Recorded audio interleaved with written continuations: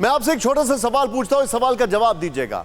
अगर अमेरिका और NATO countries Ukraine के युद्ध का इस्तेमाल कर सकते हैं रशिया के खिलाफ, वो कहते हैं ना कि America will fight against Russia till the last soldier of Ukraine, then why not Russia will fight NATO countries and America till the last soldier of Belarus.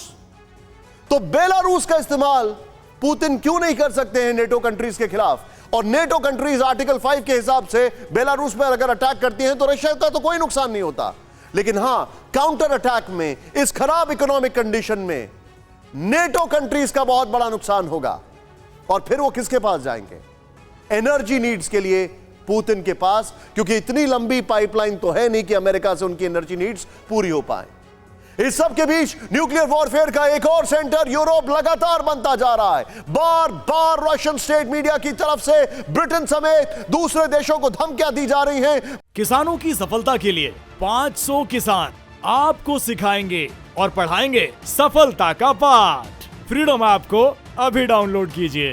Britain को तो वाइप आउट तक करने की धमकी हो चुकी है, लेकिन नोट करने वाली बात यह है कि इस बार ब्रिटेन के अंदर से भी एटमी हमले की आशंका जाहिर की गई। ब्रिटिश आर्मी के फॉर्मर कर्नल और केमिकल वेपन एक्सपर्ट की तरफ से कहा गया कि अगर यूक्रेन का काउंटर अटैक जारी रहा, अगर यूक्रेन को एडवांस वेपन्स मिलते रहे, तो फिर रूस अपने न्यूक्लियर डॉक्ट्रिन की तरफ बढ़ेगा और इसके जरिए वो एटम बम का इस्तेमाल कर सकता है। और अगर ऐसा हो गया तो फिर अमेरिका और ब्रिटेन को भी रेड लाइन क्रॉस करनी होगी।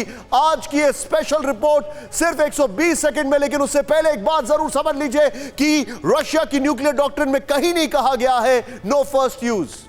ये भारत की न्यूक्लियर डॉक्ट्रिन है बस। ध्यान से देखिए report.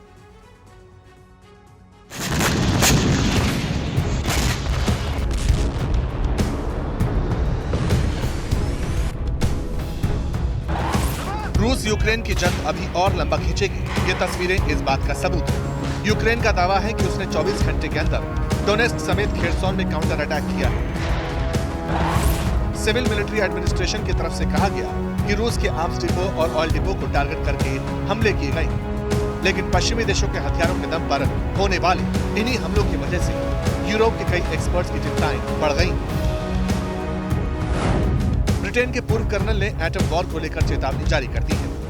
Hamish D Britain Gordon का कहना है कि रूस की सेना अब किसी भी वक्त एटम बम को डिप्लॉय कर सकती है। कर्नल के मुताबिक रूस अपनी न्यूक्लियर डॉक्ट्रिन को फॉलो करने वाला है। चूंकि रूस की सेना खेरसोन में हारने लगी है, इसलिए पुतिन टैक्टिकल न्यूक्लियर बम का इस्तेमाल कर सकते हैं, ऐसी बातें कही जा रही है। हालांकि ऐसा पहली बार नहीं है जब ब्रिटेन के मिलिट्री एक्सपर्ट्स की तरफ से एटम बम वाली बातें कही गई। इससे पहले खुद बोरिस जॉनसन कह चुके हैं कि रूस की एटमी धमकियों पर नजर रखी जा रही है। बाकायदा लिस्ट तैयार हो चुकी है, मगर अब खुलकर जंग के मैदान में एटम बम डालने की बातें होने लगी हैं। कर्नल ने आगे कहा,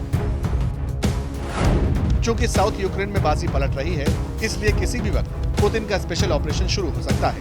मगर इस वक्त ब्रिटेन और अमेरिका की तरफ से क्रेमलिन को क्लियर सिग्नल भेजा जाना चाहिए। ये कहना चाहिए कि अगर जंग में एटम बम का इस्तेमाल होगा तो फिर लाल लकीर पार हो जाएगी। असल में यूक्रेन जंग में जिस तरह रशियन कैजुअलिटीज को लेकर दावा किया जा रहा है, वो बेहद शॉकिंग है। यूक्रेन का दावा है कि रूस को इस जंग में कम से कम 75,000 सैनिकों को नुकसान हो चुका है। इसमें मरने और घायल होने वाले दोनों सैनिक शामिल हैं। इसी बीच वॉशिंगटन पोस्ट की तरफ से नया एनालिसिस सामने आया है। इसके मुताबिक वेस्टर्न कंट्रीज के हथियारों के चलते यूक्रेन लगातार मजबूत हो रहा है। 2 जुलाई के बाद से रूस ने किसी नए इलाके पर कोई बड़ा कब्जा नहीं किया।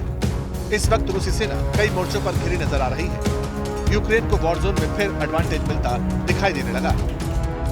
इसी तरह ब्रिटिश एक्सपर्ट्स ने भी कह दिया कि रूस धीरे धीरे कॉर्नर होने लगा है और शायद यही वजह है कि अब वो जंग में एटम बम को फाइनल ऑप्शन के तौर पर इस्तेमाल करने वाला है। किसानों की सफलता के लिए 500 किसान आपको सिखाएंगे और पढ़ाएंगे सफलता का पाठ। फ्रीडम ऐप को अभी डाउनलोड कीजिए।